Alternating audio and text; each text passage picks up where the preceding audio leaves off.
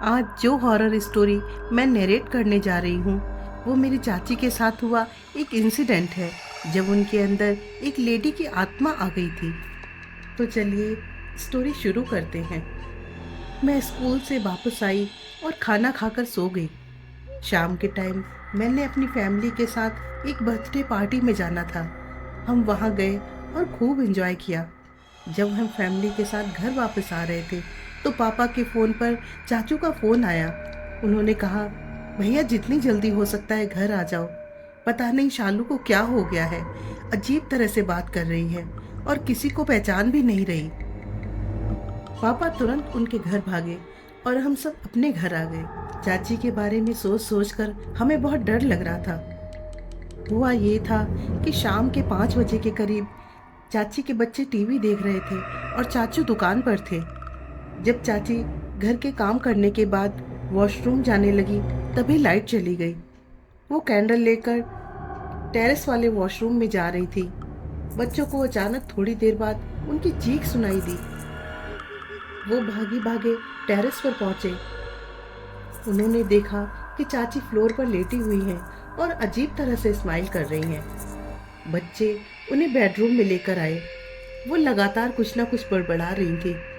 अजीब बात तो ये थी कि वो बार बार ऊपर जाने की परमिशन मांगते हुए कह रही थी कि प्लीज़ मुझे जाने दो। तभी चाची का भाई वहां पहुंचा।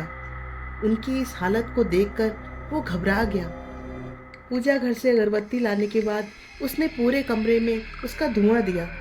जब वो चाचू को कॉल करने के लिए अपने कमरे में फ़ोन लेने के लिए जा रहा था तो उसे ऐसा फील हुआ कि कोई उसकी गर्दन पकड़कर वॉल के अगेंस्ट पुश कर रहा है। वो एक ब्लैक सी शेडो थी। 1 मिनट के लिए वो नम हो गया।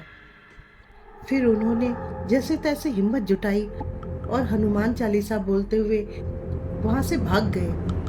उन्हें इतना डरा हुआ देखकर बच्चे और घबरा गए तो चाचू तुरंत शॉप बंद करके घर आ गए। अब तक शाम के 7:15 बज चुके थे। जब वो चाची के रूम में एंटर हुए तो चाची जोर से चिल्लाई, ये कुत्ते का बच्चा कौन है? चाचू को 2 मिनट तो समझ ही नहीं आया कि हुआ क्या है। चाची ने आज से पहले कभी इस लहजे में बात नहीं की थी। वो अपने बच्चों को भी नहीं पहचान रही थी। चाचू ने रिश्तेदारों को कॉल करके घर बुला लिया। सब लोकल ही रहते थे इसलिए थोड़ी ही देर में उनके घर पहुंच गए। कोई चाची को रुद्राक्ष की माला पहना रहा था तो कोई उनके पास बैठकर मंत्र पढ़ रहा था, लेकिन कुछ भी काम नहीं आया। वो अब भी हंसे जा रही थी और कह रही थी, क्या सोच रहे हो, ये सब काम आ जाएगा? वो सबको भला बुरा बोले जा रही थी। रात को 11 बजे से ऊपर का टाइम हो चुका था। हम सब हार मान चुके थे। हमने एक बाबा को बुलाया जो प्रेत आत्माओं को भगाने का काम करते हैं।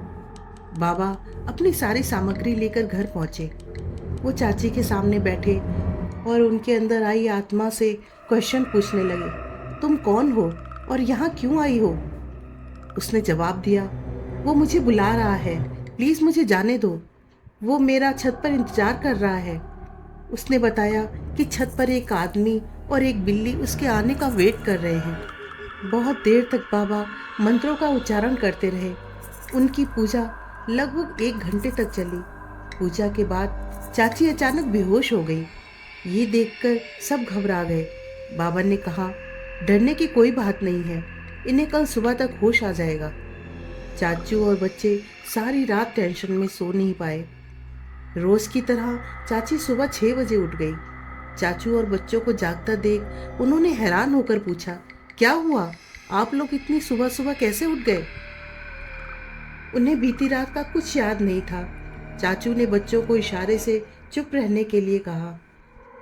2 दिन बाद चाची ने मम्मी को बताया कि जब वो उस रात टेरेस पर जा रही थी तो उन्होंने साथ वाली बिल्डिंग की छत पर एक काली बिल्ली देखी जिसका साइज लगातार बढ़ता जा रहा था और उसकी शैडो भी बढ़ रही थी।